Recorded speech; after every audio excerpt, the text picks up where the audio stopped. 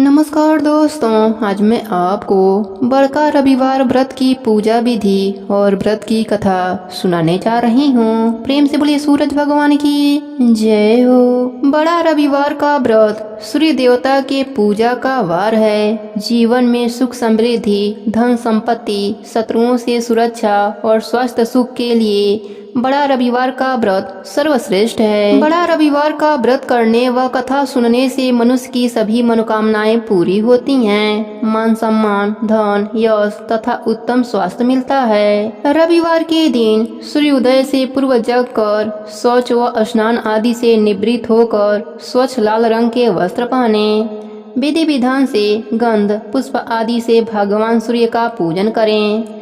24 बार गायत्री जप करें। सूर्य देव के बीज मंत्र का 12 या 5 या 3 माला का जप करें। मंत्र है ह्राम ह्रीम हौम सह सूर्याय नमः। सूर्य देव को जल में लाल चंदन, अक्षत, लाल पुष्प और दुर्वा मिलाकर 3 बार में अर्घ दें। 3 बार का मतलब एक ही लोटे से 3 बार जल को गिराना है और 3 बार ओम ब्रह्म स्वरूपे सूर्य नारायण नमः मंत्र कहना है।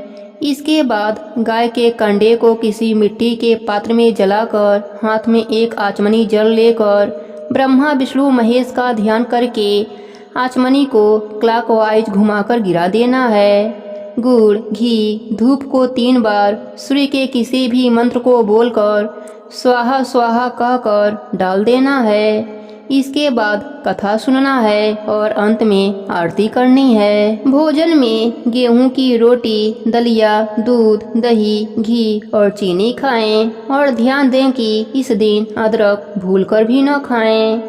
बड़ा रविवार व्रत के दिन अदरक का सेवन नहीं किया जाता है। रविवार व्रत की एक छोटी सी कहानी के अनुसार प्राचीन काल में एक बुढ़िया माई रहती थीं। वह नियमित रूप से रविवार का व्रत करती थीं। रविवार के दिन सूर्योदय से पहले उठकर आंगन को गोबर से लीपकर स्वच्छ करतीं। स्नान आदि से निवृत्त होकर सूर्य भगवान की विधिवत पूजा करती थीं। व्रत की कथा सुनती थीं और सूर्य भगवान को भोग लगाकर दिन में 1 बार भोजन करती थीं। सूर्य भगवान की कृपा से बुढ़िया माई को किसी भी प्रकार का चिंता नहीं था। धीरे धीरे उनका घर धन्य धन से भर रहा था और सूर्य देव की कृपा से वह हमेशा स्वस्थ रहती थीं। उस बुढ़िया माता को सुखी देखकर उनकी पड़ोसन उनसे जलने लगी। बुढ़िया माता के पास गाय नहीं थी, इसलिए वह अपने पड़ोसन के घर से गोबर लाती थीं। एक दिन उनकी पड़ोसन अपने गाय को घर के भीतर बांधना शुरू कर दिया। इससे बुढ़िया माता को गोबर नहीं मिला और वह आंगन ना लीप सकीं। आंगन न लीप पाने के कारण बुढ़िया माता ने सूर्य भगवान की पूजा भी ना कर सकीं और भोजन भी नहीं बनाया तो भोग कैसे लगाती। रात होने पर बुढ़िया माता भूखी प्यासी ही सो गईं। सपने में सूरज भगवान ने दर्शन दिया और भोग न लगाने का कारण पूछा तो बुढ़िया माता ने सूर्य देव से क्षमा मांगी और बताया कि गोबर न मिलने से वह आज घर भी नहीं लीपी और पूजा भी नहीं की और भोग भी नहीं बना पाई।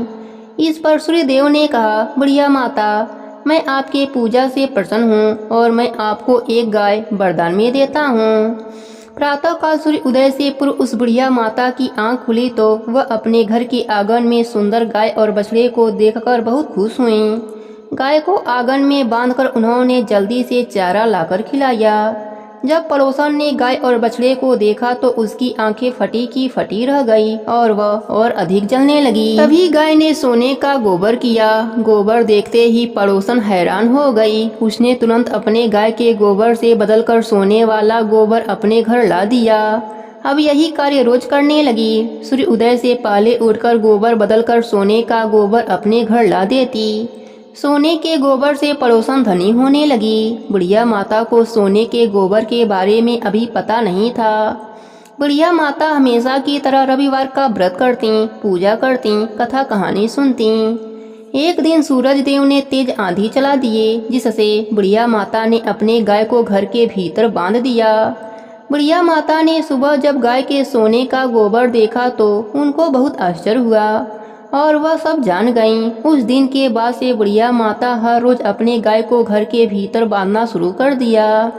सोने के गोबर से बुढ़िया माता कुछ ही दिनों में बहुत धनी हो गईं। पड़ोसन को सोने का गोबर ना मिल पाता था, इसलिए वह बुरी तरह से जल भूनकर राख हो गई और अपने पति को समझा बुझाकर उसे नगर के राजा के पास भेज दिया।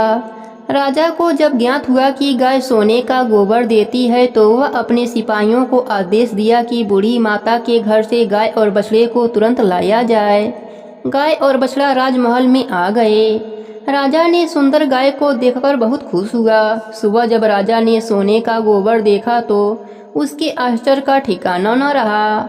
उधर बुढ़िया माता भूखी प्यासी सूर्यदेव से प्रार्थना कर रही थी। सूर्यदेव इस तरह बुढ़िया माता को प्रार्थना करते देख उस पर बहुत करुणा आई। उसी रात सूर्य भगवान ने राजा को सपने में कहा, हे राजन, बूढ़ी माता का गाय और बछड़ा तुरंत लौटा दो, नहीं तो तुम पर विपत्तियों का पहाड़ टूट पड़ेगा, तुम्हारा महल नष्ट हो जाएगा।